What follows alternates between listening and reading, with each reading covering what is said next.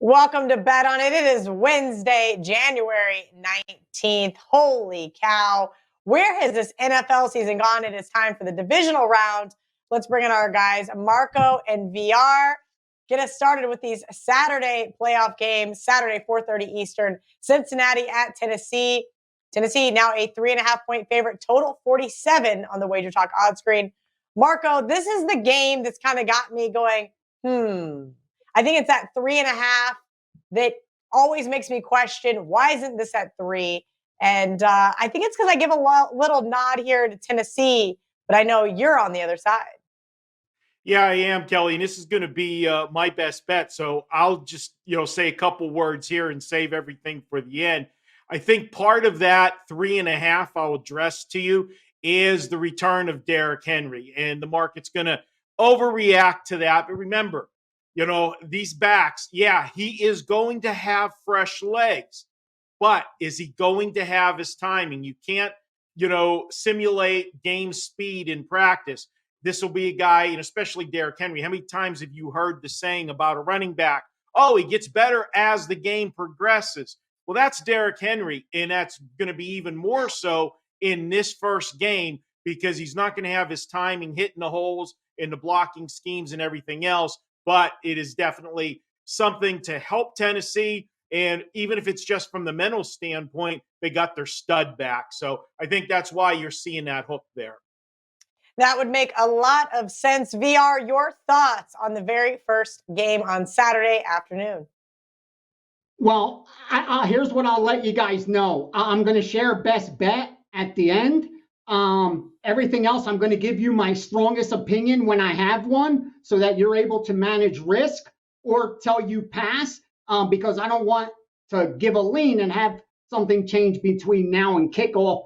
I expect to fire away come this weekend. Here's one of those games where I could share some information. I saw sharp money come in on the Tennessee side on the money line, though. And here's where it made sense. They hit those books that underpriced the money line. We know that 3.5-point home favorites win the game around 64% of the time. And if the money line is lower based on the conversion from point spread to money line than what the implied win probability should be, they're going to bet it. That's exactly what an inefficient line is. That's what sharp bettors are looking for. That's when you find a mistake with absolute certainty, and regardless of outcome, you made a good bet.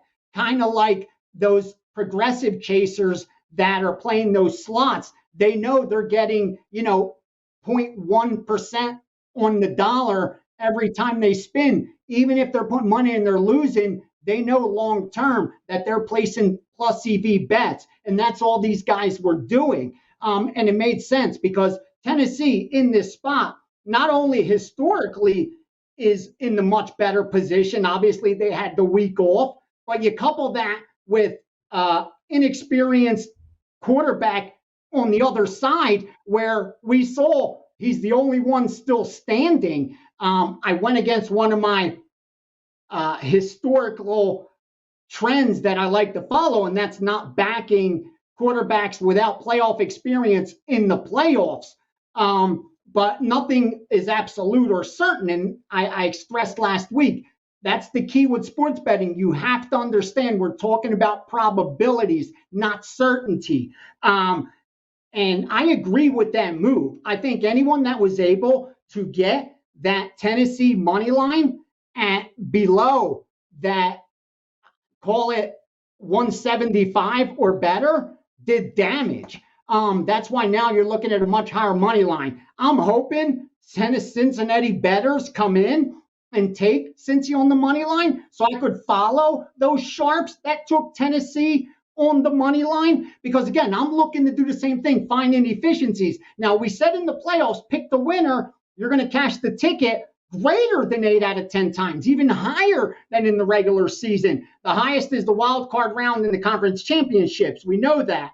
So this is that middle round where point spreads do matter a little bit more And that even gives me a little more comfort in looking at taking the money line instead of laying the 3.5 in this spot. Because again, bottom line, that's just talking market efficiencies. Don't want to go long and take up more time. But even as far as X and O's, I think without the Derrick Henry situation, Tennessee has the advantage. And I think anyone that digs into the Derrick Henry addition isn't going to pay it any mind because of the fact, I think even without him, they only lost like 11 yards per game, or so. It was like so minimal, over almost random occurrence. So it's not like he could only help, he can't hurt.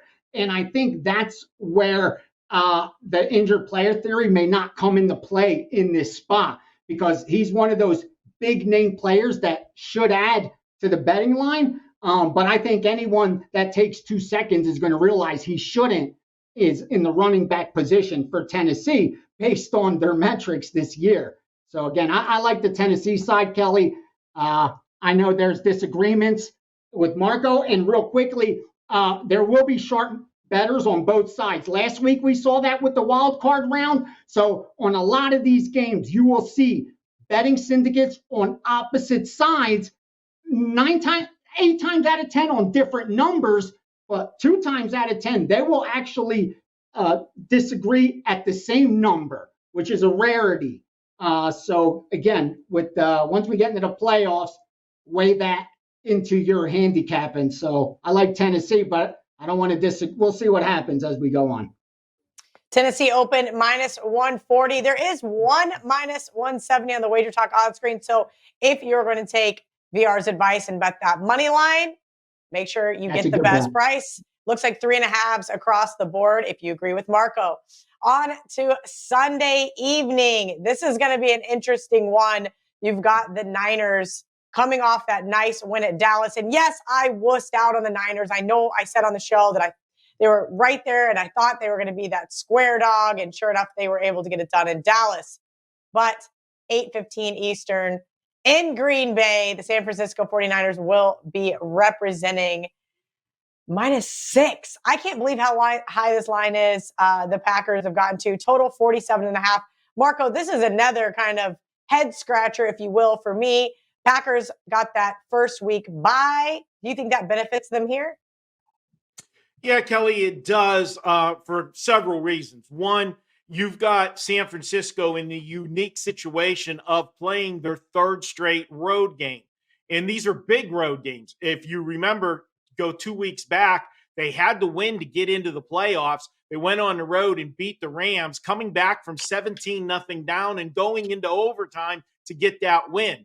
Then last weekend, I didn't wuss out. That was my top play for my clients last week with San Francisco. They jumped out early on the Cowboys and had control of that game. And then all of a sudden, Dallas was sitting there with a chance to win the game. And I said, this is going to be so sick if they end up losing 24-23. San Francisco would still get the money with the point spread, but what a gut punch that would be for the 49ers. Didn't happen. 2 close games in a row. Now they got to go to Lambeau. And if you watch last week's game, the key to the game was simple. They frustrated the Cowboys by keeping the offense off the field.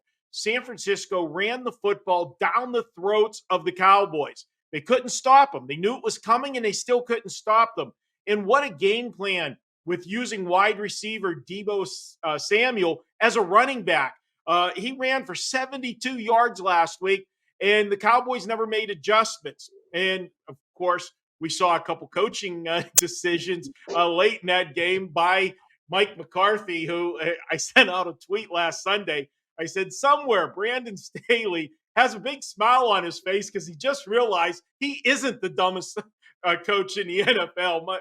Mike McCarthy still holds that, where it was 4th and 2, late in the 3rd quarter, and you were down 23-6 or whatever it was at that point, and they didn't go for it. And then, of course, the last play of the game we won't even discuss. But this game, now they got to go on the road and try to duplicate the same game plan, because that's the way to beat Green Bay. Run the football straight at them and keep Aaron Rodgers off the field. The problem is, can you get away with running the same game plan that you just showed? Because Green Bay is going to be ready for that, and that's my concern.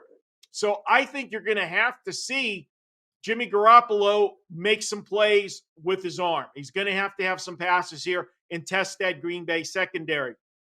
We know Aaron Rodgers will get his points in this game. And now I'm starting to talk about points. So you got it figured out. I'm going to go with the total in this one here. I like this game over the total. And I know you're going to say, my God, Lambeau Field in January on a Saturday night, it's going to be so cold. They can't score this and that. Well, Ace talked about that last week and what the temperatures are and what it means. And I'll give you a stat regarding Green Bay. The last 3 seasons, in the month of January, Green Bay is a perfect 7-0 to the over. Green Bay has scored 30 or more points in 6 of their last 7 games.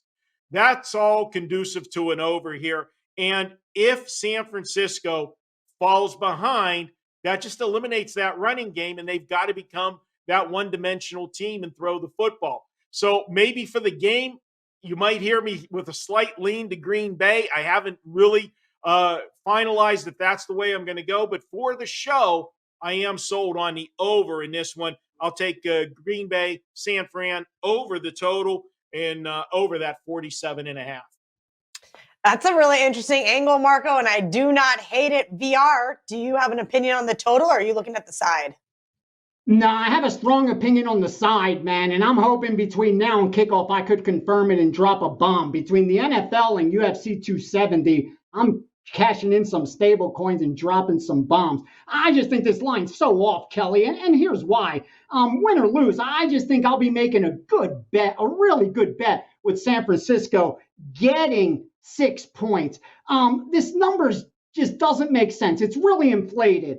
And the reason is obvious. You have Green Bay on a week off with Aaron Rodgers at home against a team, if not for an overtime field goal, wouldn't even be in the playoffs.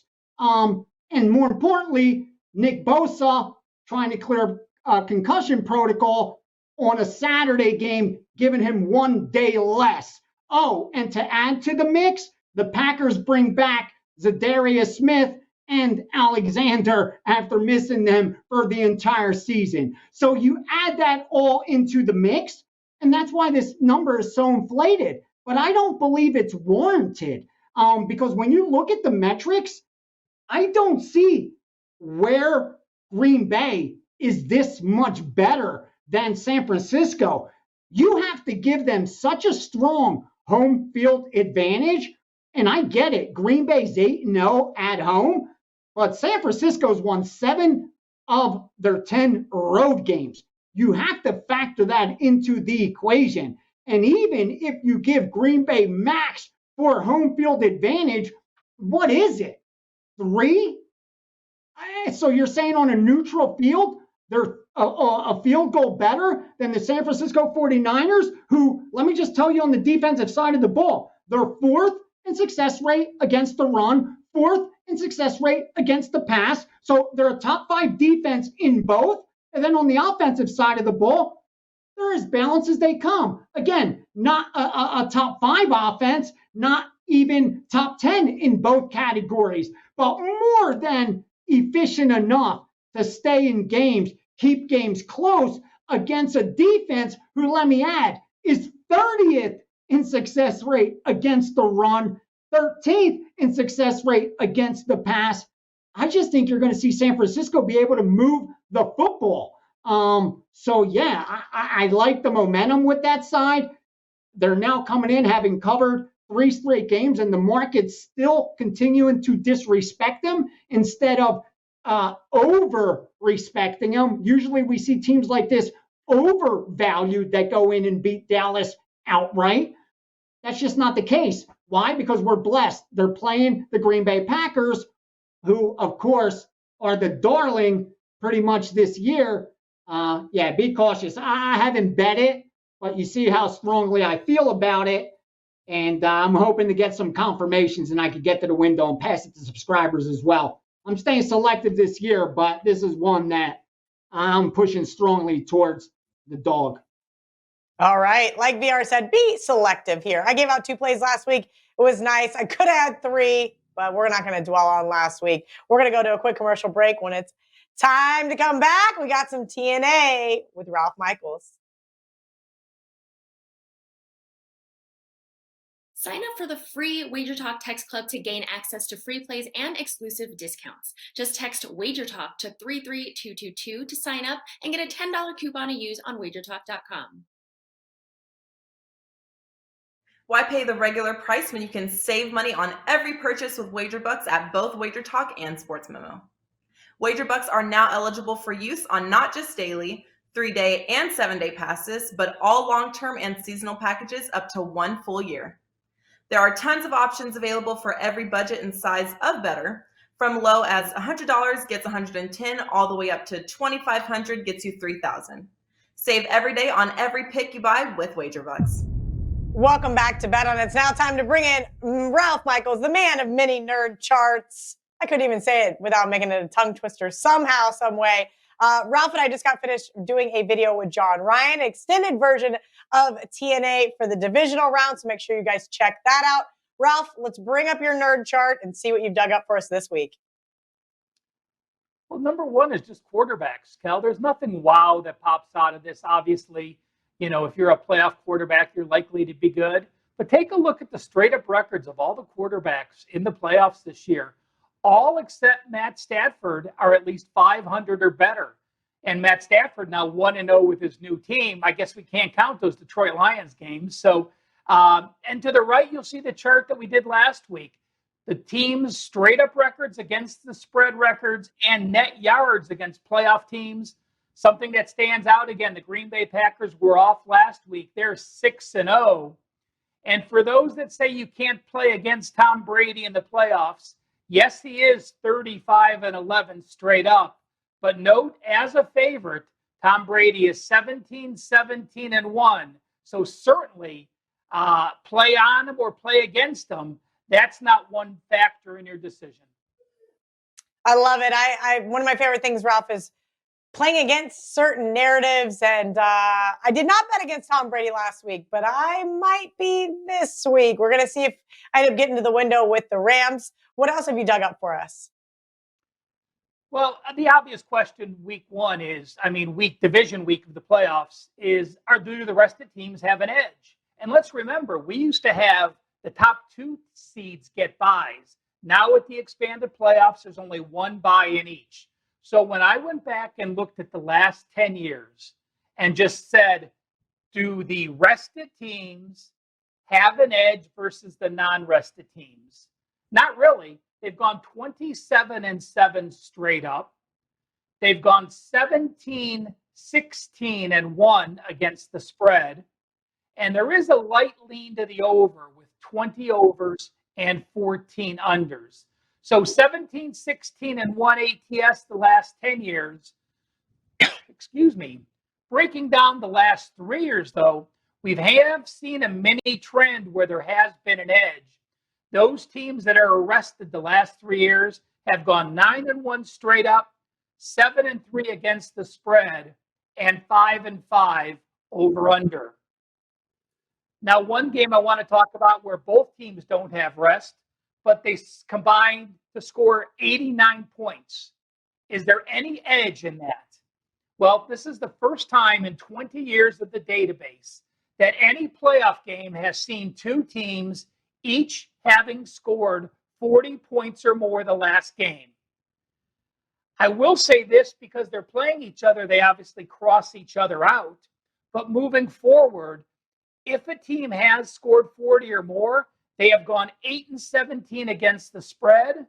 But again, with the caveat that the last 4 games have actually won. So that angle was 4-17, but it's now 4-0 ATS the last 4 games.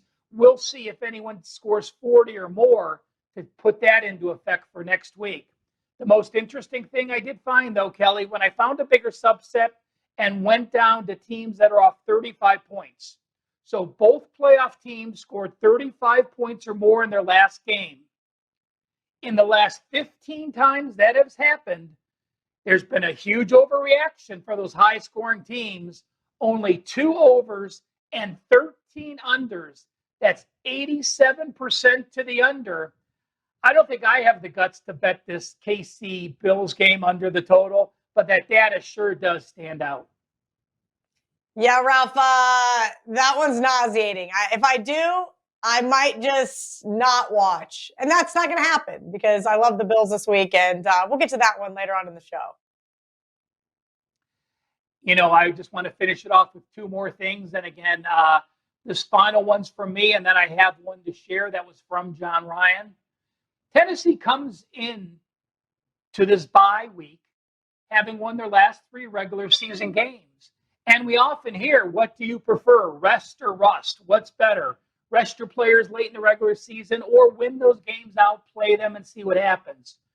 Well, when we look at teams that have had a bye, like Tennessee, and won their last 3 regular season games, they are only 17-8 straight up and only 11-12-2 against the spread. So actually a losing number. So that red hot team with rest has not been profitable.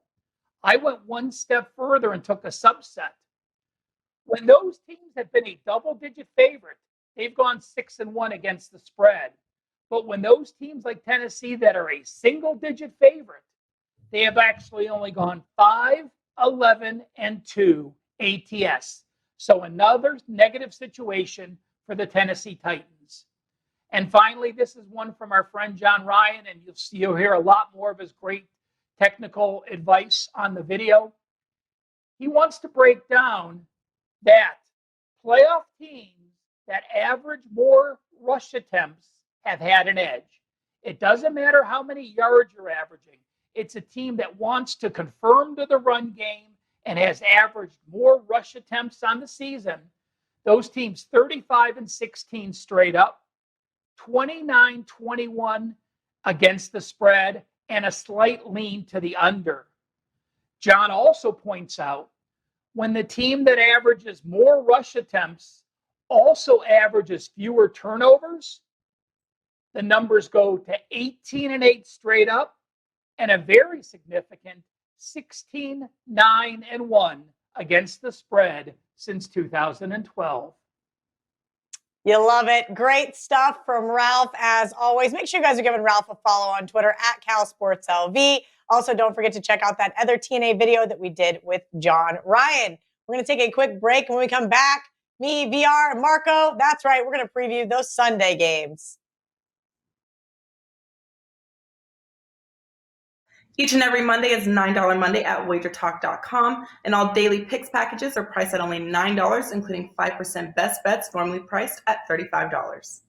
As an added bonus, any picks packages loaded early for overnight Tuesday or action during the week will also be priced at $9 until midnight on Monday. So make sure to take advantage of getting these $25 and $35 picks for only $9 before the clock strikes 12 and they return to regular price.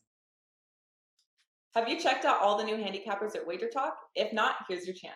You can take 50% off your first daily or 3-day all-access purchase at WagerTalk using coupon code TRYWT. Our new roster of experts is 30 deep, covering sports from all around the world, giving you tons of options to choose from.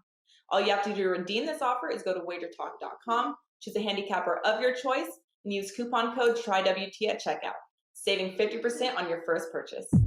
Let's get into these last 2 games. Sunday, 3 p.m. Eastern, LA Rams at the Tampa Bay Bucks. This one opened 2, quickly got to 2.5, quickly got to 3. I missed the teaser spot. There is 2.5 left in Las Vegas, and I may have to put the Rams in the teaser because, as Ralph alluded to, Tom Brady in the playoffs, nobody wants to bet against him, but I may have to be the one to do it. Marco, your thoughts on the Rams at Tampa? Well, if you listen to the Monday show, even though I took Arizona, I also put that backup plan in there telling you if the Rams got by Arizona, I think they have a serious chance to get to the Super Bowl. And I'm sticking by that. And I'm going to back the Rams in this one.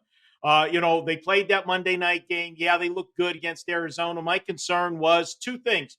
When you're playing a division rival for the 3rd time, That's always tough. You know each other well.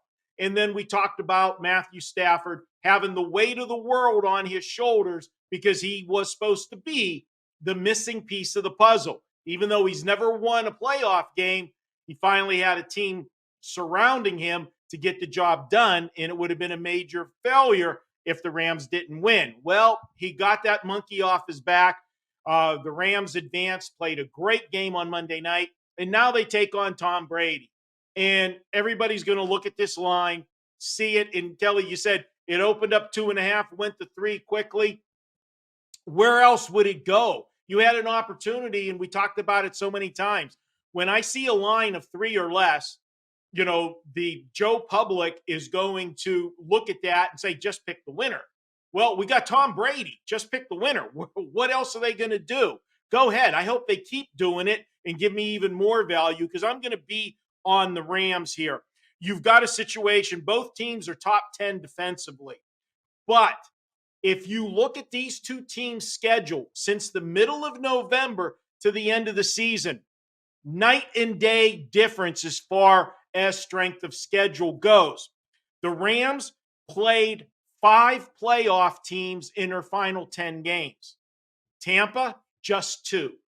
Tampa had some games. We know that they're dynamite at home. They struggle on the road. But even the games that they played at home, they didn't play anybody that could really test them.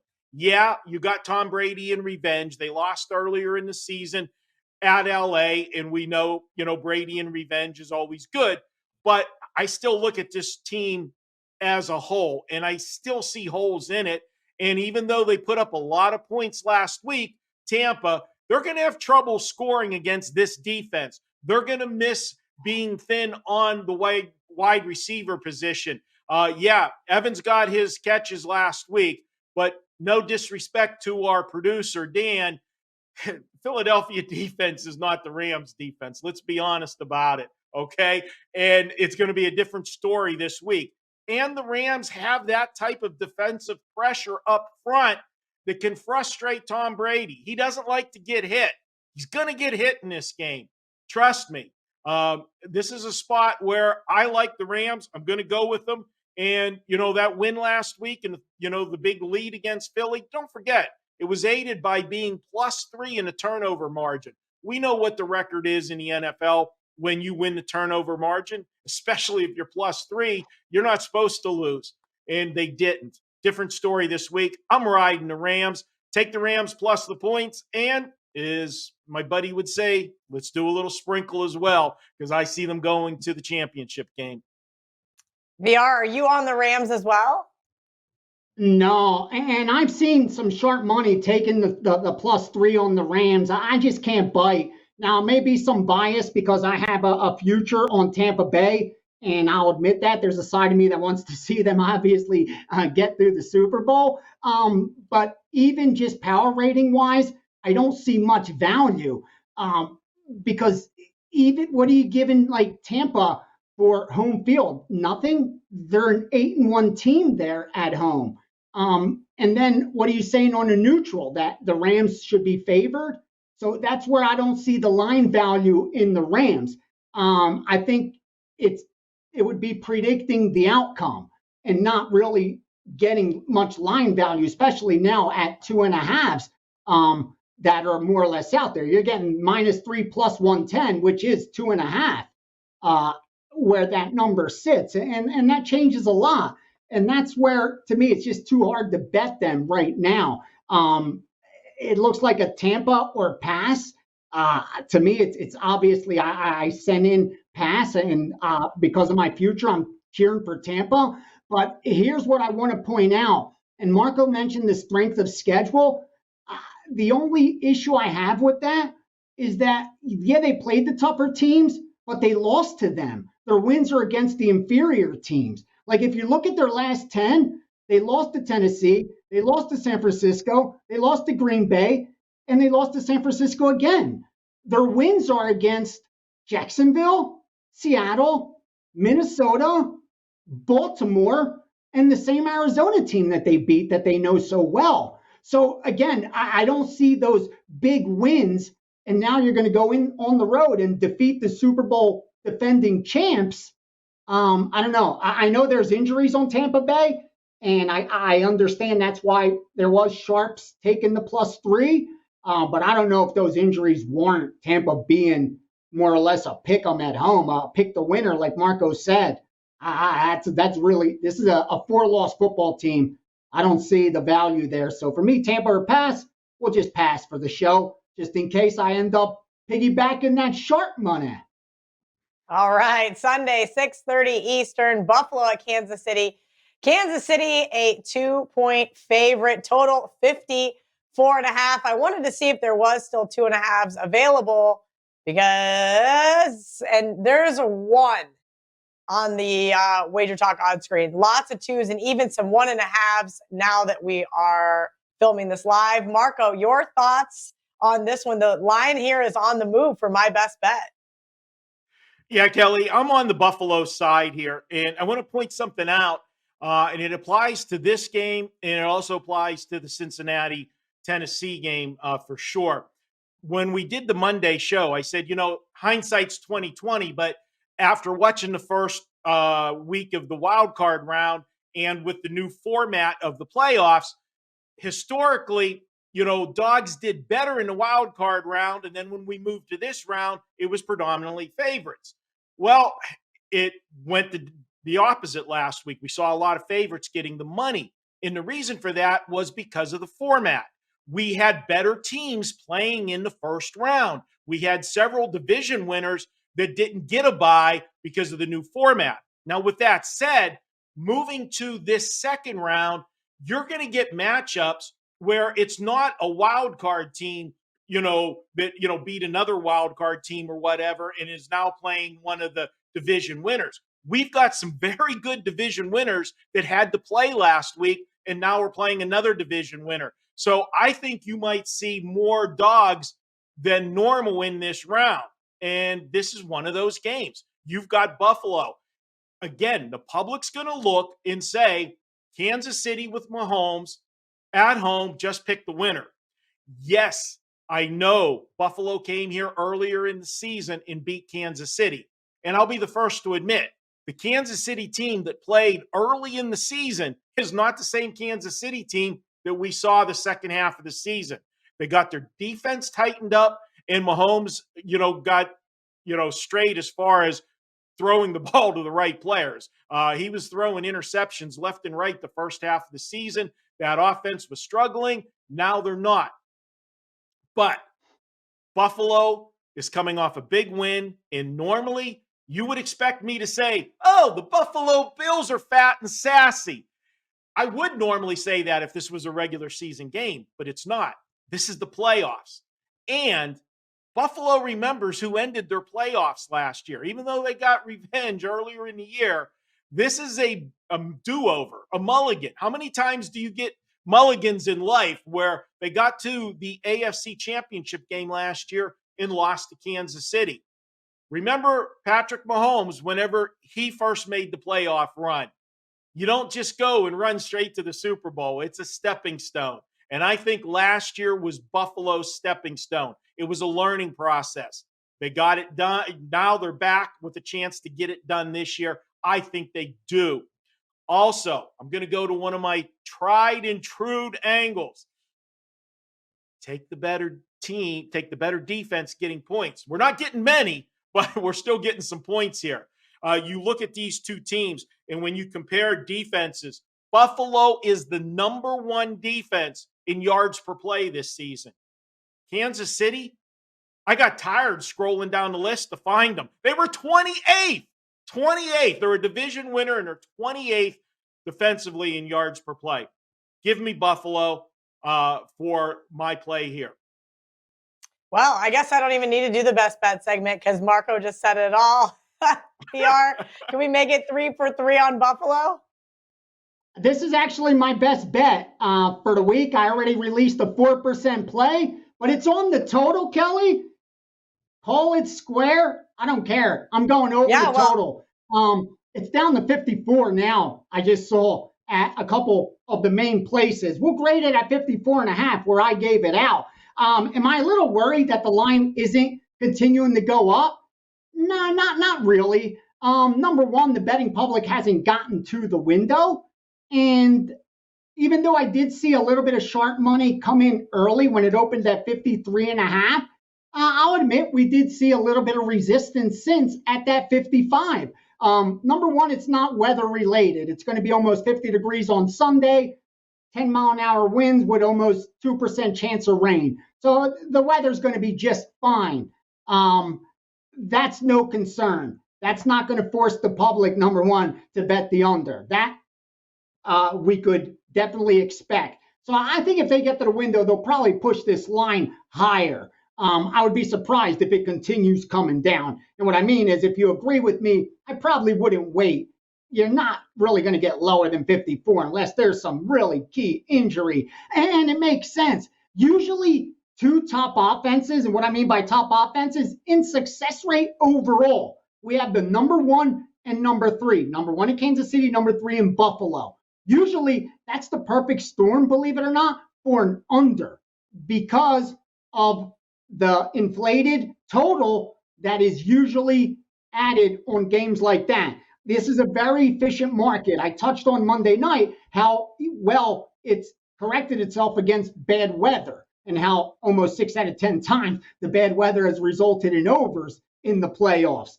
And with all that said, I just think that even though we're looking at two really good offenses, it's the defensive side of the ball where Buffalo is also, they're number three in success rate against the run, number one in success rate against the pass. Now you're going to say, wait, you said over. You said two great offenses, usually the perfect storm. That's not the case. This total isn't inflated. Coupled with a good defense on the Buffalo side, a really good defense. But when you look at Kansas City, they could score on anybody. That's the key here. Kansas City at home, even if you beat them, they're going to get their points. Now, granted, they only scored, 19 against Dallas, 22-23 against Denver. They have been in those games. But you got to look at a big sample size and not cherry pick the one or two times they've been held well below their average. So what I'm trying to say is I expect Kansas City to be able to score against this top-notch Buffalo defense, something that's rare. And on the flip side, we get a group of 11 together and we're going to put up a touchdown on Kansas City somehow. I mean, they give up points even in games that they win. And that's why it looks square. But obviously the betting line not shooting up to 57 doesn't look like 9 out of 10 bets are coming in that way. I went over. I already gave it out as a best bet. I hope I see some points, and whether they come from Buffalo or KC, we'll see. But I like the over in this game.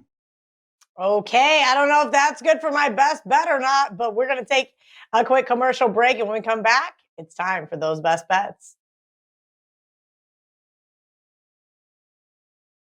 We know this business is loaded with competitors and copycats, and we are very proud and extremely excited to be one of, if not the premier sports betting information provider in North America.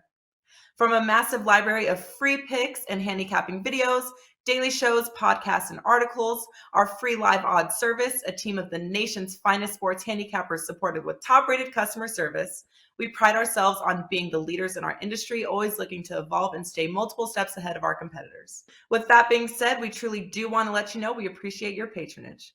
Moving forward, 7-day all-access packages will be reduced from $119 to just $99, and our 30-day all-access packages are also being slashed moving forward, going from $349 to under $10 a day at only $299.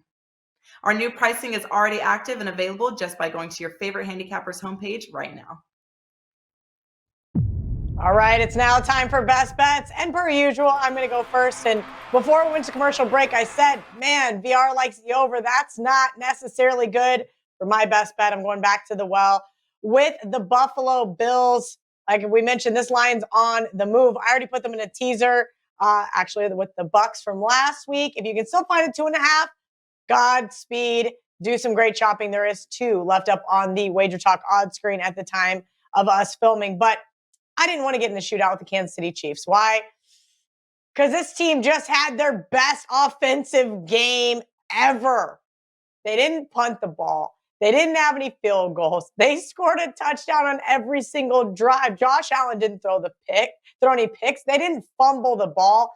And normally I'd like to maybe go against a team like that, but this team has now won 5 straight and by an average of 33.5 points, right? This has been a great team. And this is not a week that I love, if you couldn't tell by the show. And so I had to find a best bet. And I said, you know what? I'm going to go back to the well with this team full of revenge. And I know Ralph Michaels loves to laugh about that stat, but that coupled with everything else Marco said, I think he basically took every single note I had on this game. So shout out to him. Marco, you're up next. Well, Kelly, it just means we both did our homework. So let's go out and get the win with it. Kelly, I'm going back to that Cincinnati-Tennessee game, and I'm going to start with what I said in the Buffalo-Kansas City game. This is one of those matchups where you got 2 division winners, going at it in this second round, and 2 good teams. You look at Cincinnati. Last week, they're the lone favorite that won that was in a tight game. Everybody else, the favorites won going away. So some people might look at that and say, well, hey, maybe they were lucky. Then they're going to bring up the whistle that the Raiders, the touchdown that Cincinnati scored with the phantom whistle when the Raiders stopped on the play. But that's all, baked into the line. Everybody knows about it. What I'm looking at, and don't forget, Joe Burrow, as good as he's been, that was still his first playoff game. And this guy, it's his second season, but, he missed a good portion of last year with that leg injury. So, he's not a rookie anymore, but he's not a seasoned veteran either. So he got the jitters out of the way, got that first playoff win. Now I think he'll be better for it moving forward. Looking at Tennessee, I talked about the Derrick Henry issue. It plays, that's going to be a spark to the team, seeing him on the field. But how good and effective is he going to be in this game? Yeah, he's going to get some yards, no question about it. But he's a guy that needs reps. He needs to run the football to get into a rhythm. If Cincinnati, with this explosive offense, jumps out to a lead, doesn't that change the game plan for Tennessee? How many running attempts is Henry going to be able to get? That favors Cincinnati. Also, if this game is close late, it also favors Cincinnati because they already played a tight game. They had to have that last stand in the final 2-minute drive by the Raiders, who went down the field with a chance to win the game. And they got come away with the victory. That gives you a lot of confidence if you're in that situation again this week. Then let's look at the numbers. Cincinnati, the offense has scored 22 or more points in all but 2 games this season. 7 of their games, they scored 31 or more points. This is an offense that's going to score on anybody. I know Tennessee has played better this season at times with their defense, but we have to look at the competition that Tennessee played. Also, I look at this game, Cincinnati, after turning the ball over earlier in the season, if you look at the last 5 games, they're clean. Not a single turnover in 5 games for the Bengals. That's huge, especially playing on the road.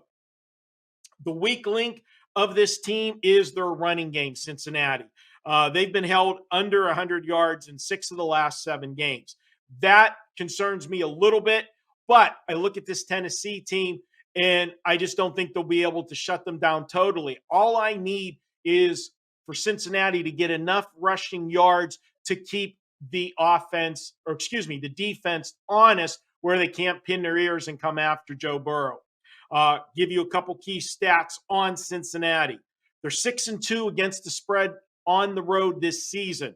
Also, the last 2 seasons, Cincinnati, following a game in which they went under the total, they're 12-4 against the spread in the next game. I'm going to go ahead. I'm going to take Cincinnati in here, plus the points. They are my best bet. VR gave you guys his best bet on Monday, so that's why it pays to tune into the Monday Night Football edition of Bet on It. But we had our last one, so you snooze, you lose. VR, let everybody know who your best bet is this week. Buffalo, Kansas City, over 54.5. I just can't believe, Marco, one of those two teams, Cincinnati or Tennessee, are going to be representing, they're going to be in the AFC Championship with a shot at representing the AFC in the Super Bowl. I don't know about either of you two, but I don't even have them in my top 10 of power ratings, either of those teams. So, yeah, what a great, interesting weekend. I'll go over Buffalo KC as my best bet for this week. Hopefully, we give you guys a winner. You'd love to see it. Let's have ourselves a weekend. We're going to take a last commercial break. When we come back, it's time for the recap.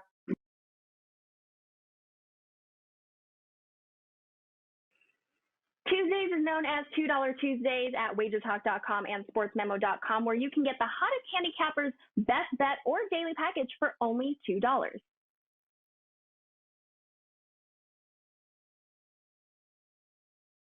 Sign up for the free WagerTalk text club to gain access to free plays and exclusive discounts. Just text WagerTalk to 33222 to sign up and get a $10 coupon to use on WagerTalk.com. All right, guys, making sure you're smashing that like button, jumping in the comments, giving us a little bit of extra love here. Let's throw up that graphic, producers, just so everybody can see what our opinions are for the weekend, and as well as our best bets. Cincinnati, Tennessee, Marco and VR, a little head-to-head, but both can win if the game lands 1, 2, or 3. VR said he saw a sharp group lay minus 170 with Tennessee money line. There is still a cheaper money line out there on the WagerTalk odds screen. So if you like that side, make sure you shop around. Marco says, don't sweat it. Take the 3.5 with Joe Burrow. San Fran, Green Bay. Marco's on the over 47.5. VR says he leans towards the dog +6. And I don't really have a big opinion on that one. Cheering for Green Bay just so that my household stays peaceful. Rams at Tampa Bay. Marco and I say we have an opinion on the Rams +3. If it hits 2.5, it'll be the other leg of that open teaser I have with Buffalo. VR says he's going to pass on that one altogether. Speaking of Buffalo, Marco and I are both on Buffalo. VR says he likes the over, and that is his best bet for the week. My best bet is the Buffalo Bills. Marco's best bet is the Cincinnati Bengals. Thank you guys every single week for hanging out with us. Marco, VR, Ralph, myself. Let's have ourselves a great divisional weekend. Until next week, let's bet on it.